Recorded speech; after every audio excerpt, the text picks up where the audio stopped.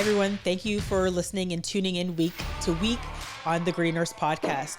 We have a really good episode, and I think this is actually very timely. There's been so much about true crime, about fake nursing licenses, and it's time that we as nurses, we talk about what's happening because it's very scary. And also pulling in, the true crime elements, the quality improvement elements, and how do we make the system better? So we do have a wonderful guest. I'm so happy that he's back, an expert in his field. But before I get into it, Sarah, please introduce our guest today.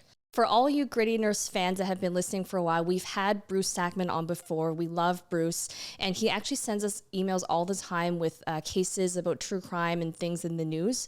So I'm going to tell you a little bit more about Bruce. He served as the Special Agent in Charge, U.S. Department of Veteran Affairs, Office of Inspector General, Criminal Investigations Division, Northeast Field Office until May 2005 when he retired after 32 years of service. In this capacity, he was responsible for all major criminal investigations involving veteran affairs from West Virginia all the way to Maine.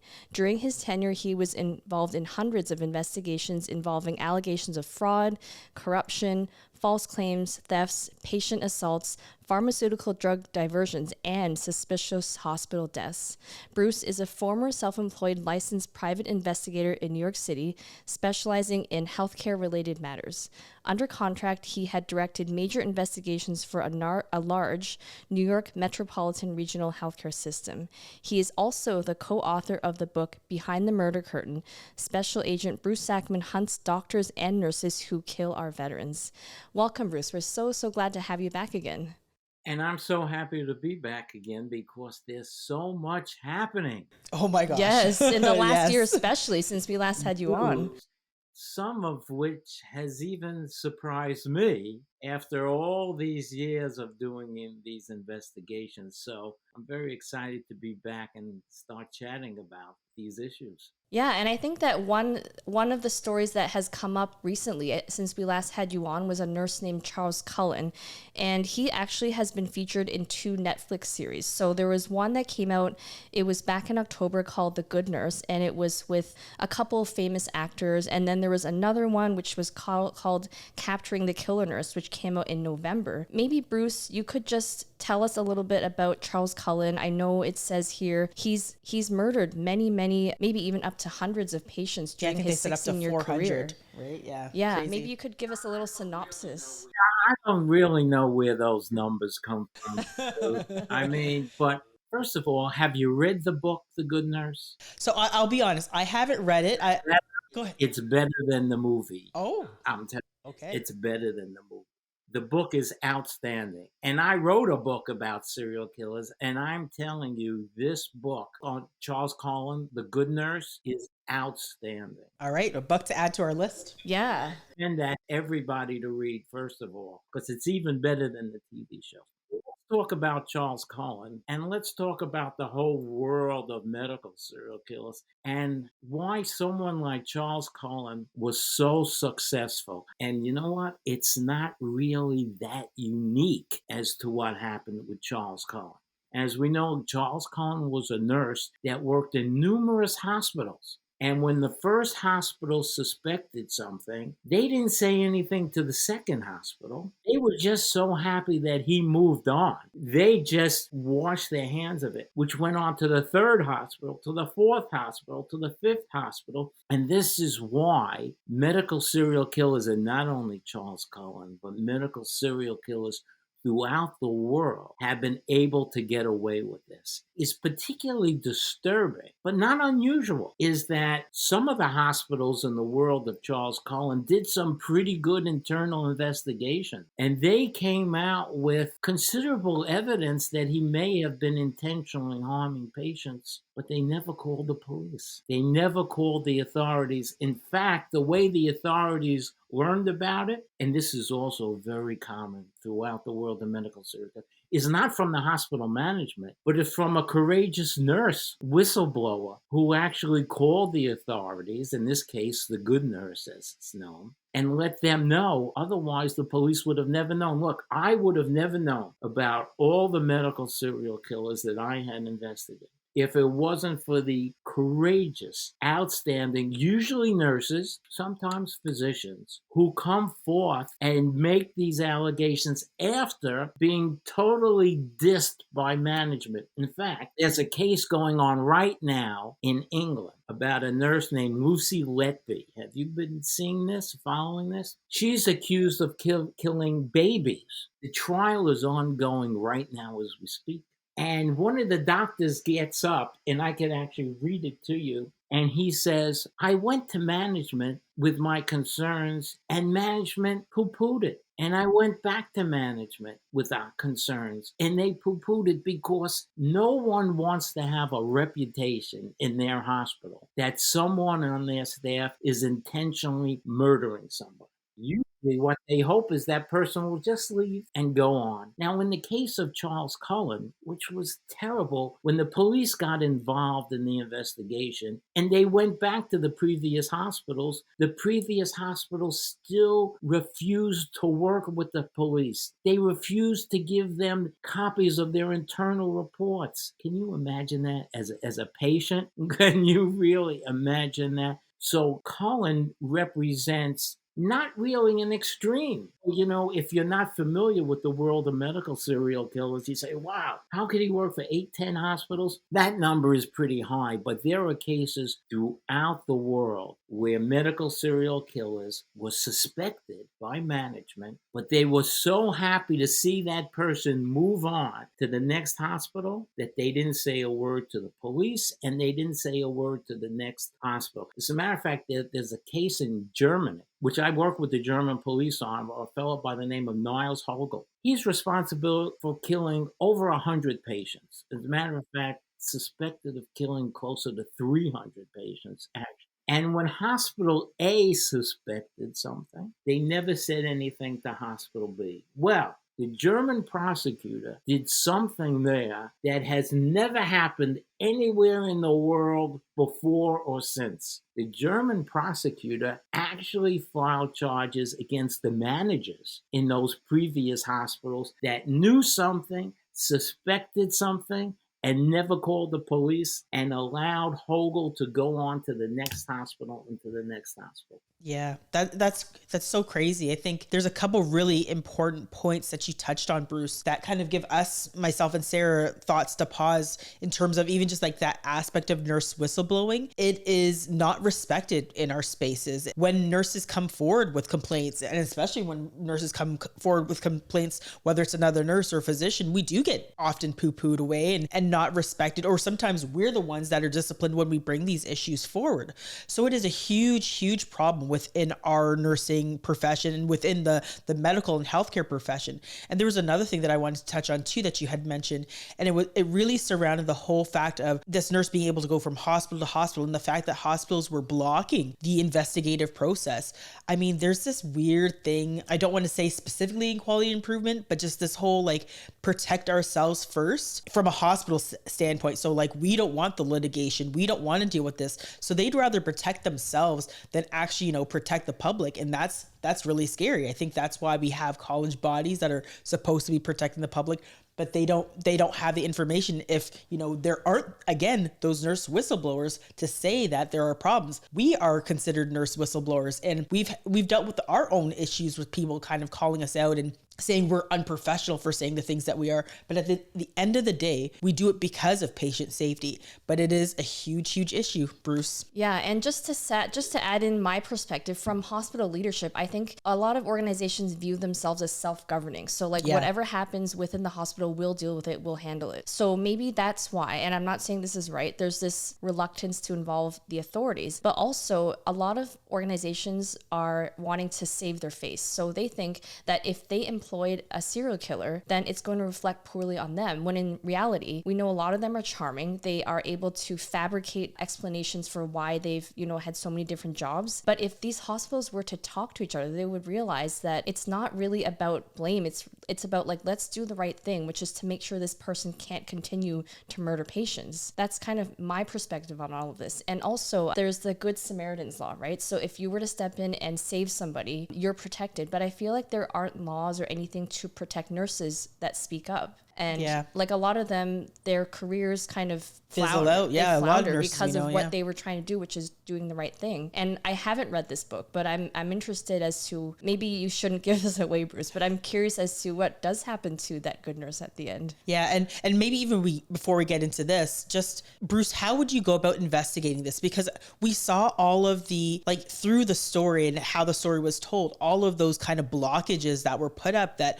hospitals were kind of being closed-lipped about. I've seen it within my own various different practices when it comes to certain cases that, we want to deal with it internally. But again, like, it's important to have that external party or that third party kind of coming in. How would you go about investigating something like this? Well, I'll tell you how I started my very first medical serial killer case. Please do. Now, I was, as you said, the agent in charge of the Department of Veterans Affairs Office of Inspector General, and I had an entire smorgasbord of cases to pick and choose from.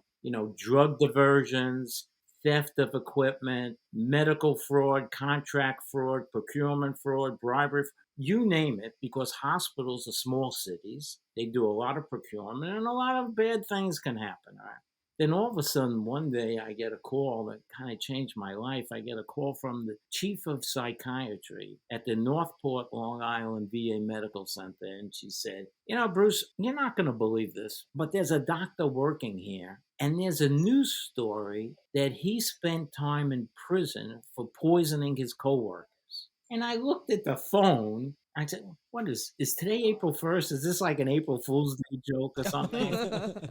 Are you kidding? You mean this guy passed a government background investigation and he's working in the hospital, but he spent time in prison for poisoning his coworkers? I couldn't believe it. So I actually went to speak with this guy, and he was, as you pointed out, charming, handsome. I mean, the last person, you know what? You'd say, what a catch. I have this handsome doctor she brought home. Who would ever think that he was responsible for murdering maybe 60 people throughout the world?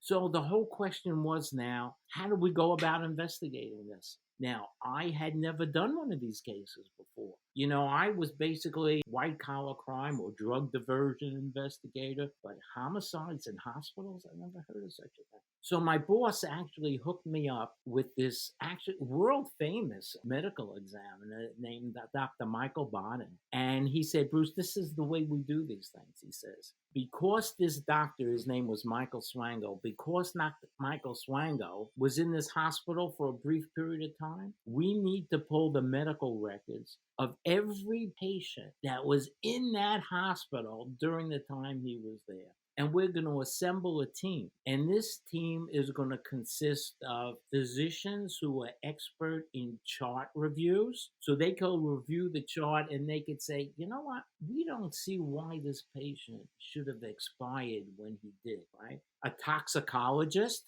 to look at all the tox work that was done. And at that time, a relatively new profession called forensic nursing, which is a phenomenal profession. Yep, we talked about it. These are nurses that are trained in both forensics and nursing. And let me tell you, they were nothing short of sensational. In fact, they were the ones that kind of zeroed in on who the patients would be that we should be looking at and why they may have expired unexpectedly. Because one of the things I had learned that, and you guys know this as nurses, that many of these patients that we looked at, death was expected. The family knew, the nurses knew, the doctors. But there were a few patients where death was totally unexpected. And natural death was explained to me sort of like shutting off a fan, and it gradually slows down. But these people expired. It's like turning off a light bulb. They were bright one minute and dark the next. Totally unexpected by family and by the nursing staff and by physicians. And that's who we zeroed in on.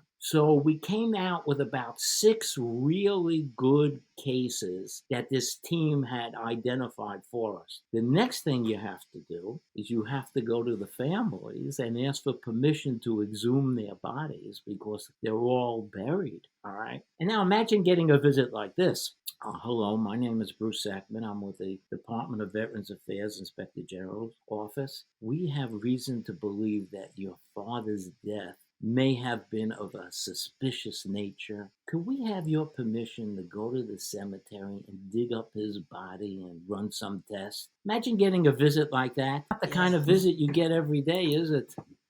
No, I think that's crazy. Like, The families were fantastic. They were amazing. Sometimes the families actually wanted to come to the cemetery and watch it. All right. Oh, wow. And we would bring flowers for the daughter or for the wife or something, very, very respectful. But I mean, that's a very hard thing to see. Could you imagine going to the cemetery and seeing your dad or your brother's body be I mean, when you bury them, you think that's the last you'll ever see of it. You don't expect to, have all this kind of resurface, especially under suspicious pretenses. And then I found myself for the first time in the morgue with the bodies being cut open and examined. And Dr. Bonin shows me this heart and he says, "You see this heart, Bruce?" He says, "This person didn't die of myocardial infarction or a heart disease. That's a catch-all that they just use." He said, "There's something else here." So then we had to run the toxicology.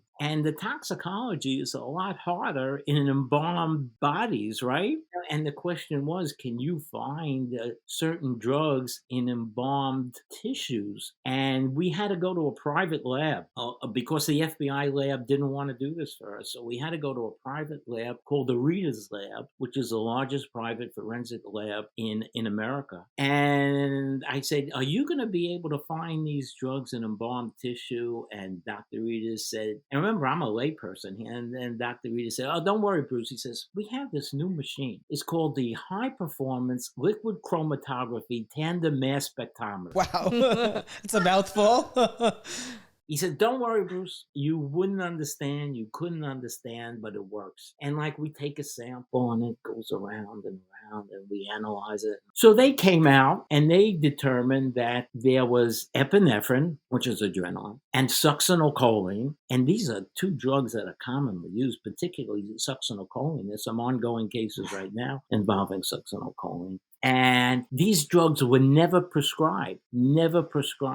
So this is what we believe to be the cause. Well, the next thing you know, Michael Swango, who had fled after I interviewed him to Africa and killed a number of people in Africa, including women and pregnant women. He had to return to renew his passport. And that's when we arrested him, but not for murdering anybody because we didn't have the evidence at that time. We actually arrested him for what's every federal agent's favorite crime, lying to the government, lying to me. He lied to me, so he got arrested and he got, I forgot now, 2 or 3 years in jail, which gave us the opportunity to do this investigation. And then when he's ready to come out, he thinks he's just going to hop on the plane and go back and start killing you. Not so fast. Well, a couple of things happened. One, we had done this investigation. And the second thing is we had entered into an extradition treaty with the government of Zimbabwe. So we said to Swango, "Look, even if we go to trial and lose, we're just going to put you on the plane and drop you off on the tarmac in Zimbabwe where there's an arrest warrant for you for killing women and children and pregnant." So he pled guilty. And then it's time for the sentencing. And this is when it really gets emotional because that's when the families show up. And the families have an opportunity to talk to the judge. And they address the audience. And they say,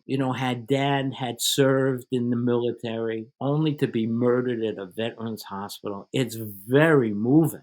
Sometimes we forget the whole victim family side of this thing. We talk about the science and the investigation and the toxin this and and that. But all these cases have a very deep human side to it. When I talk about this Niles Hogel in Germany who killed over 100 people, there are families here. There are people involved. Not just, someone once said, I think it was some Russian, he once said that one murder is a tragedy, a million murders is a statistic. We can't, we forget there's a whole human side to this thing. And you see the human side when you deal with the families. And you guys see that all the time. But the general public, they say, oh, Swango, he killed 60 people. Hogel, he killed over 100 people. There's a physician in England who's allegedly killed over 300 people. It's not just the numbers, it's the whole human side, it's the family to this. But without this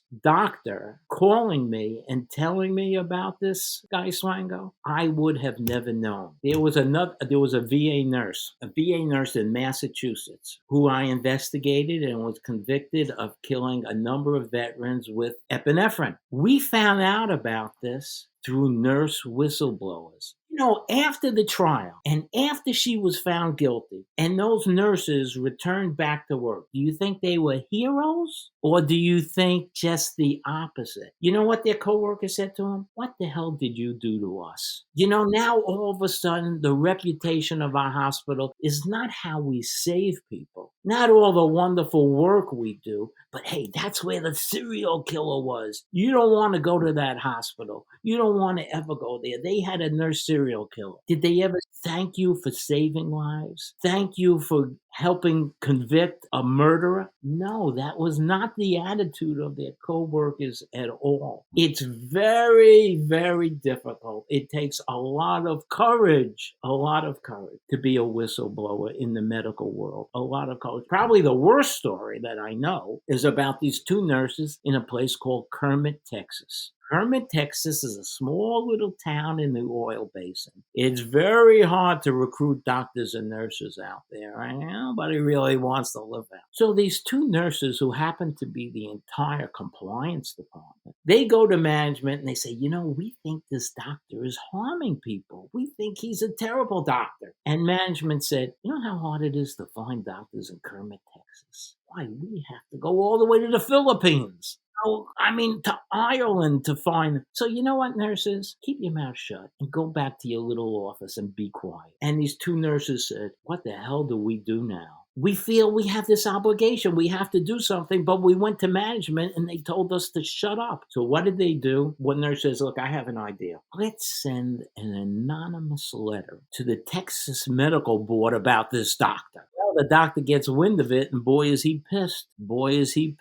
So what does he do? He calls the local sheriff who happens to be one of his patients. And the local sheriff does an investigation, does a search warrant of their hospital computers, determines that they were the authors of this anonymous letter, and actually has them arrested and prosecuted for misuse of official information. Case goes to trial. Jury's out for about 20 minutes and comes back and says, what are you kidding me? These nurses deserve a medal for what they did. Right. Be criminally prosecuted, but what kind of message does that send out? Yeah, 100%. Yeah, did you hear about those nurses in Texas? Do you want that to happen to you? It's often that management will have this attitude. What's the matter? You don't like working here? You know what can happen if this gets out? We could all lose our jobs. There was a hospital in New Jersey where one doctor was murdering not his patients, but the patients of another doctor because he didn't like that doctor. Wow.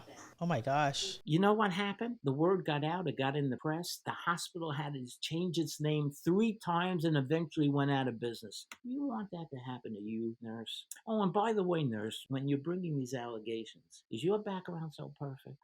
Is your license and everything up to snuff? If we drug tested you right now, are you going to test positive for anything? See, the reason why we ask that is because when you make these allegations, you're kind of sort of under investigation yourself.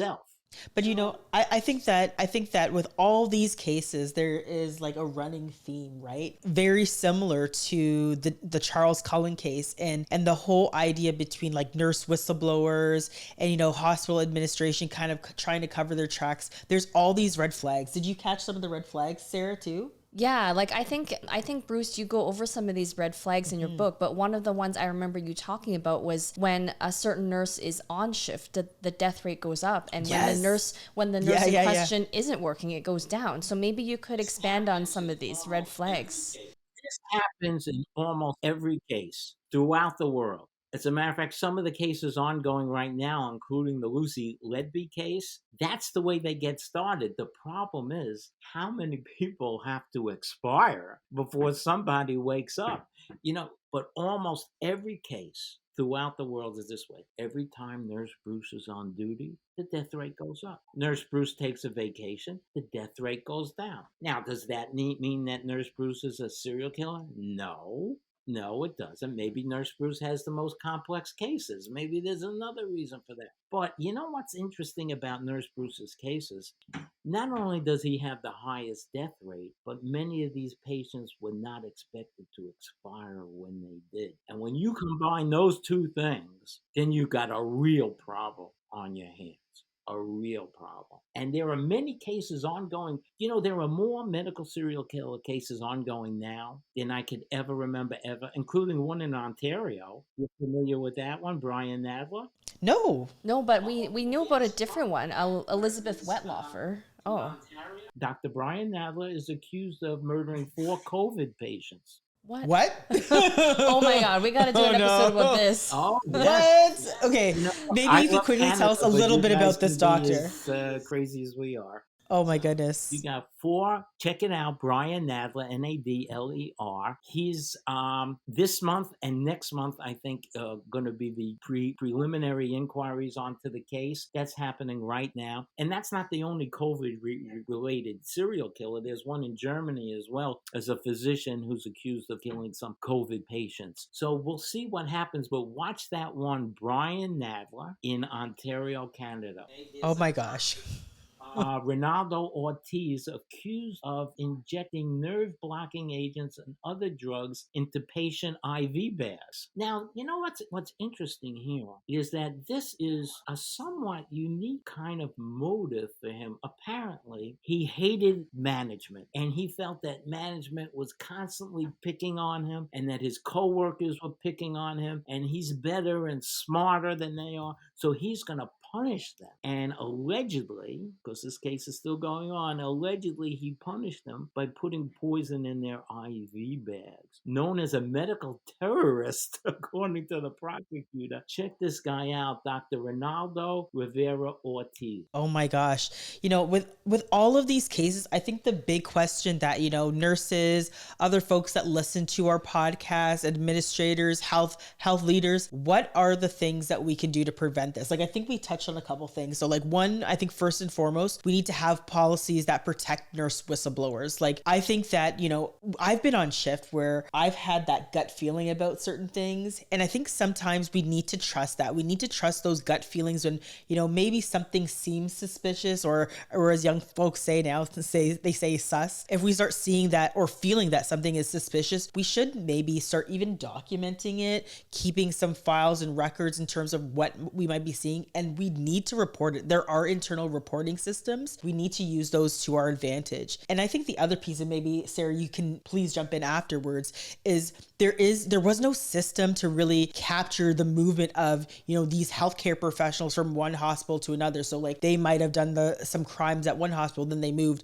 and then there's no real follow-up. So I think I had mentioned this before, there's like no CODIS system for hospitals. So essentially like in the 80s, the reason why a lot of these, or 80s and 70s, why a lot of these prolific serial killers got away was because there was no system across various different state lines to account for the crimes that they committed. The police departments weren't talking. And I think that maybe hospital systems need to have something very similar to CODIS, where hospital systems talk to each other in relation to something that, if a nurse comes from another hospital and there was something suspicious, that those conversations are had. Right. And I'm just wondering from my perspective, like if all of these hospitals in the Good Nurse, in Charles Cullen's case, if they all suspected or even had proof that he was murdering patients, was there nothing legally that said they had to report this to the authorities? Like, I'm kind of wondering about that aspect as well. So not only was he able to go go from one hospital to another, but they were all able to keep this internally to the point where you said, Bruce, they were not even willing to turn over the documentation they had. I think there needs to be some accountability on the hospitals, but also some understanding that it's not finger pointing. It's just really to prevent something like this from happening again. And just from a really practical perspective, I'm like, do people not ask for references anymore when you apply for a job? Right? Clearly, That's clearly, this is something that You at least guys in bring Canada up it so happens. many good points. I don't even know Yeah. where to begin, but I'll try to remember all those outstanding points you all brought up. First thing is, in the last medical center that I worked at, we treated our whistleblowers like Fort Knox gold. And I'll tell you why we did it. For our own selfish reasons. Because we didn't want them to run outside to the outside authorities. So we wanted our whistleblowers to feel that we're listening to them and that we're protecting them and we're doing the right thing. Now, in the United States, particularly when it comes to fraud cases, there's something they call a qui tam lawsuit. And what that is, it goes actually back to English common law, but in the United States, it goes back to the Civil War. And it gives an individual a right to sue on behalf of himself and the government. And the way it works is, let's say you're working in a hospital and you know that the hospital is intentionally defrauding Medicare or Medicaid. Well, you could go to your boss and maybe you'll get a certificate suitable for framing or something. Or you could go to a lawyer and file what they call a qui tam lawsuit. A qui tam lawsuit is filed under seal. Now, when I was in the government, I had 7 of these ongoing at any time. And it's like a gift to investigators. And what it says is that you know that the XYZ hospital is intentionally defrauding the government by A, B, C, and D. If the government comes in and investigates and finds the hospital, the court finally finds the hospital, you get a percentage of that money as a reward. Well then. That is a great incentive for people to do that, particularly if they feel that management is poo-pooing them, is not supporting them. So for our own selfish reasons, we treated all of our whistleblowers with Fort Knox gold. All right, so that's like Fort Knox, and that is so important. And any management who doesn't do that is really hurting themselves. Now, look, not 99% of the whistleblowers are outstanding, but there's people who take advantage of everything. Some people want to cloak themselves in whistleblower protection because they really haven't been good employees and they've done some bad things, and that's a shame. But there's always a small percentage of people that'll take advantage of it. But in my 40 plus years of doing this, the overwhelming majority of whistleblowers really had a lot of important things to say. And it's important for management, if you're listening out there, take it from me, protect your whistleblowers. Let them feel confident that they could go to you with complaint, and then you investigate it. Maybe there's something there, maybe there's not. But for God's sake, you should encourage them, because otherwise they're going to get frustrated. And this has happened throughout the world. They're going to get frustrated. They're going to go to outside. And I know even in the VA, the management there, and there's no profit motive, in the government hospital for this. But so why did they do it? Because they were so afraid that when the Inspector General came in, not only are they going to look at this one particular allegation, but they're going to open up the door and start looking at everything.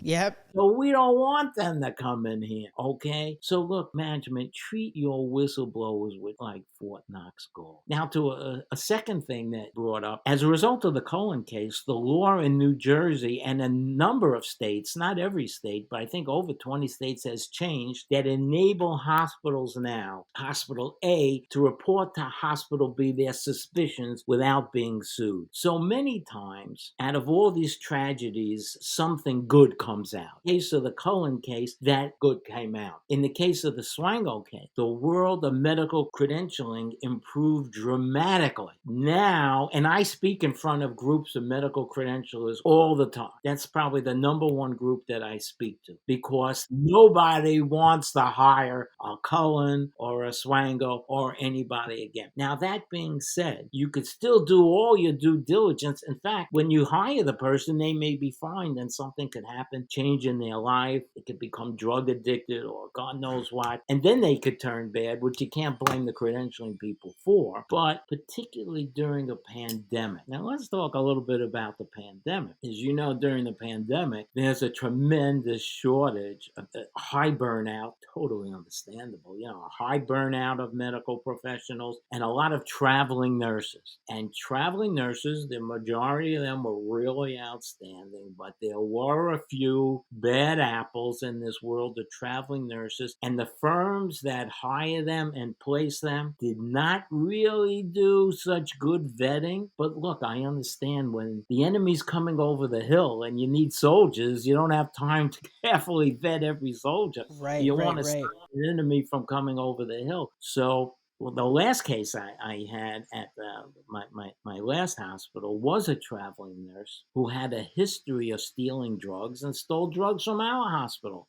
And there was very poor vetting, but it was in the middle of a crisis. They, I don't have to tell you how overloaded all the hospital was. I mean, they had beds outside. They had beds in Central Park. I mean, the whole thing was just, I get it, but medical credentialing has improved dramatically. So that's another good thing. So a couple of good things that come out is, one, the law has changed in a number of states, so hospitals don't have to worry about being sued for this. And two, medical credentialing has improved dramatically. And I also think that whistleblower protection is starting to improve. There are a number of organizations, there's Whistleblowers of America and other organizations that are out there to protect whistleblowers. But without them, I would say that the overwhelming majority of medical serial killer cases would have never been known to the police. How are we going to know about it? We don't work in the hospital. If the hospital doesn't call us and tell, and look, most cops, myself included, never wanted to work in a hospital. First of all, we don't really understand the law, that HIPAA law we have in the United States, the Health Insurance Portability and Accountability Act. What records can we get? What records can't we get? Do we need a subpoena? Do we need a court order? Are there some records we still can't get? And what about the science? Look, most cops don't become cops because we're good in chemistry and biology. Right.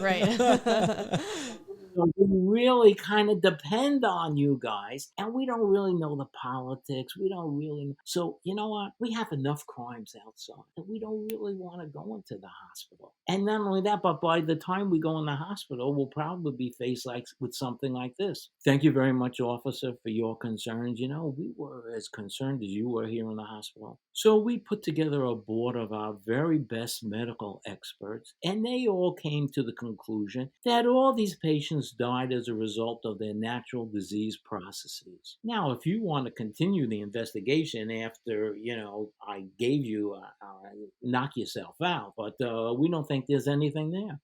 And the police departments are just going to say, well, thank you very much, Mr. President of the hospital, Mr. Chief Medical Officer, thank you very much. And we'll just go on to the next case. And that's another thing that enables these people, because when you look at your typical serial killer, if there is such a thing, maybe they kill 7 or 8 people, but they're actually amateurs compared to my medical serial killers. I mean, the majority of them kill 40, 50, 60 people. And how are they able to do this? Because they go from hospital to hospital. And the hospital that suspected something never says anything to the next hospital. And that's a real tragedy. Yeah, I want to circle back to one thing that you said, and this actually dovetails really nicely into our next story. We only have actually about another 10 minutes, so hopefully we can get to and we could probably expand on it again. Maybe we could just do like a part 2. And we definitely get to a part 2. Next one. But the other piece that you talked about is all of the credentialing that you did. And we had a story, we kind of touched on it in a previous episode talking about Florida nurse's license. I'm going to actually hand it over to Sarah for her to give a quick description, and then we can ask some questions about how did something like this occur? Because credentialing and really understanding where people get their licenseship is really important. So Sarah, take it away.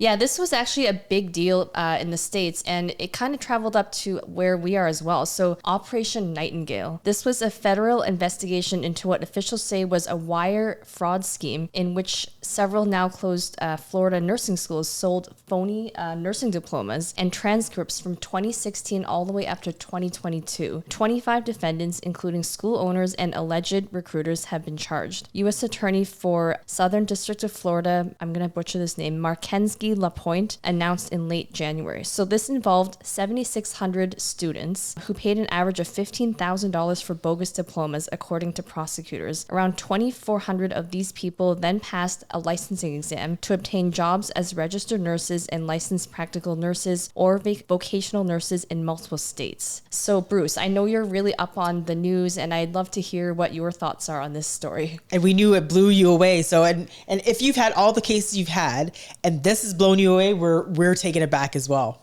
Well, let me tell you something. It was back in January, and I'm opening up the New York Times, and I'm sipping my coffee, and I'm reading this story about like 7,800 bogus nursing licenses. And let me tell you, I literally choked on my coffee. I could not believe this. Now, look, during my career, on occasion, I had investigated physicians and nurses, particularly some foreign, because, with foreign doctors and nurses, it was very hard to verify some of their credentials.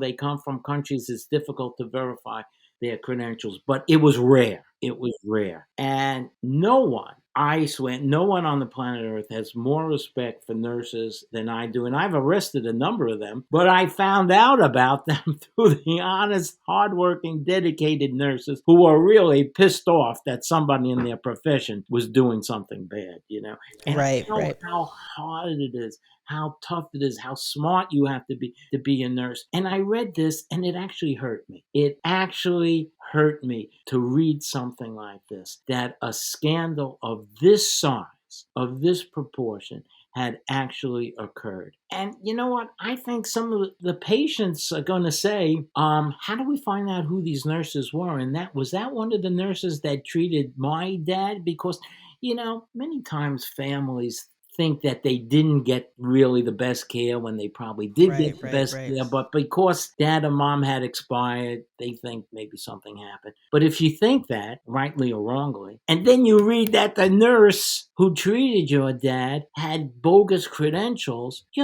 again, it gets back to the families. I mean, imagine how you're going to react to this. This was such a terrible scandal. Now, why did it happen? It happened because at one time, these schools actually were licensed and credentialed schools. And they actually had some people attend these schools and graduate legitimately. But everybody who went to that school, either legitimately or who purchased a bogus credential, is now under suspicion. It'd be very, very hard for those people who actually went through the school when it was credentialed to make the case that they didn't buy this, that they actually went through the school. And something like this happened with the COVID vaccine. Here on Long Island, someone was arrested for giving out those little certificates saying that patients were vaccinated, nurses were vaccinated because Right.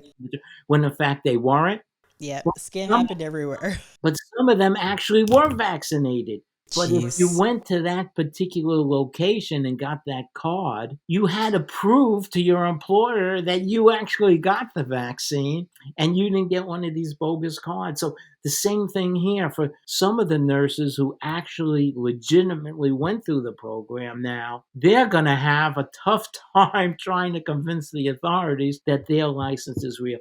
And a number of people at the VA, I think there was something like 800 nurses, if my number is correct, nationwide, government hospital, with all the vetting that the government's supposed to do, hired these people. And I think the reason why the credentialing people allowed this is because at one point in time, the schools were credentialed, then they lost their credentialing, and the people didn't realize that these schools were no longer in business or no longer credentialed, or their credentials were suspended, and that's why they allowed it to happen. But this is so terrible. It taints the whole profession. It does, yeah. It's just one of the worst things I have ever read because of the numbers involved. And look, you have this with lawyers, with other professionals. People claim to be lawyers, on very rare occasion. But this wholesale scale is something I had never seen before, and I hope to God I never see it again. It's just so unfair to all those honest, hardworking, dedicated nurses who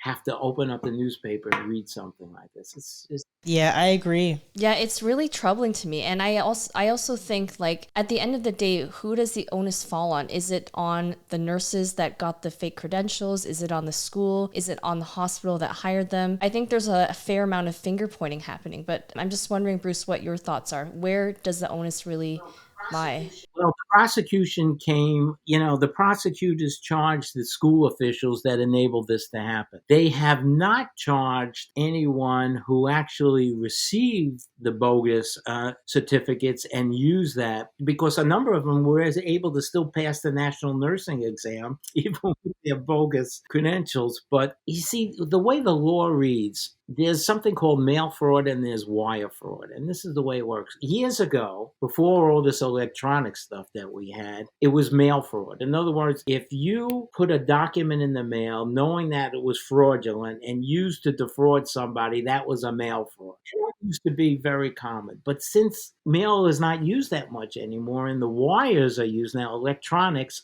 the same law applies to that. So if I email you or somehow electronically send you a bogus certificate of nursing and you use that, well, the person who generated it and sent it is guilty of wire fraud, but actually you're guilty of wire fraud as well for utilizing it to defraud somebody. But I haven't seen anyone charged yet who actually received it. I've seen people fired and terminated, but I haven't seen anybody charged. But technically, yeah, they're guilty of a fraud. Yeah, like in this news release, it says that in New York, over 900 nurses were told to either surrender their licenses or prove they were properly educated. So it doesn't sound like either they've been charged, but their licenses are now on the line. Yeah, it sounds like there's a lot that's still left unanswered. And I think that there's still a lot that we have to try to find out in relation to this. And I think that, we need to answer those questions, and there has to be some form of accountability and justice with this particular case, because we can't see this happening again. I think, again, a lot of nurses were very, very upset by this. I think it points to our leadership, right? Like, we need to make sure that the people who are credentialing and doing these things are doing the right thing. And again, that people aren't being misleading, because nursing is supposed to be the most trusted profession, and we can't have things like this happening. See,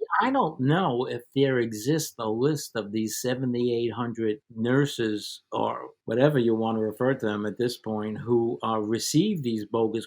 So if somebody shows up at your hospital and maybe they went to another school afterwards and they got another legitimate degree, but I'd still be leery about hiring somebody that spent $15,000 to buy a bogus certificate. Even if they went back and got a regular degree, it would tell me something about their character. I don't think I'd want them working in my hospital. Yeah, it's definitely a very, very tricky situation. And again, we will be following it very closely and trying to find out, what will the outcome be? Because I think, again, like I said, lots of questions unanswered. But we had a story of a good nurse. We had a story about a not so great nurses, or I don't know if I want to call them all bad nurses, but maybe not so great nurses until the full jury's out. But again, we want to thank you so much for coming on the Green Nurse podcast, sharing your knowledge and expertise and talking about true crime, because again, it is our passion as well. And we hope that, some people can take some things away and really learn from some of these cases again. If we don't learn from our mistakes, we'll be doomed to repeat and do them all over again. Bruce, you're an excellent storyteller, and I highly recommend anyone listening or watching to buy your book. Bruce, do you want to tell people where they can buy your book, just so if they're interested, they can get it? Yeah, it's on Amazon, or most of the major booksellers. It's called Behind the Murder Curtain, and it's all true. And the stories, and there are multiple stories, are very similar to the Cullen case. Only they worked in government hospitals, and they were vetted by the government, and they still were convicted of murdering a number of our nation's heroes. And it tells you how we did the investigation. It talks about those brave nurse whistleblowers and physician whistleblowers who came forward to tell us about these cases that we would have never known about if we were waiting for management to call, because management never called. Right. Oh. Thank you again so much for coming on our show. You're welcome. Thank you for having me. So if you're watching our new YouTube channel, make sure that you subscribe, that you follow us. If you're listening to this podcast on Apple, Spotify, Google, iHeartRadio, any of the major platforms, make sure you like and subscribe and leave us a review. If you want to drop us a line, you can go to grittynurse.com or you can email us at grittynurses@gmail.com. So thank you so much for listening, and see you next time.